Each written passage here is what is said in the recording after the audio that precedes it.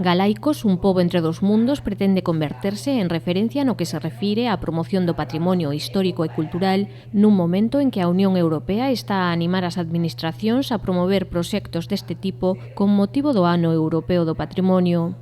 A mostra repasará máis de 2000 anos da historia de Galicia e ofrecerá as claves de interpretación dos xacementos escavados nos últimos anos, ca intención de divulgar a nosa arqueoloxía e estimular a visita á provincia no marco de ofertas de turismo cultural.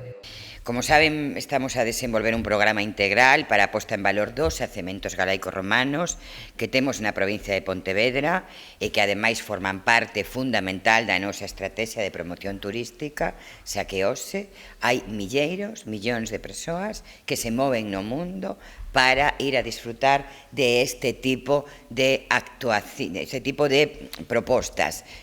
A presidenta da Deputación destacou que actuacións como esta permiten desestacionalizar a demanda, captar novos turistas potenciais e revalorizar o turismo de calidade, ademais de recuperar os espazos patrimoniais como espazos sociais, creando postos de traballo relacionados co turismo e a cultura.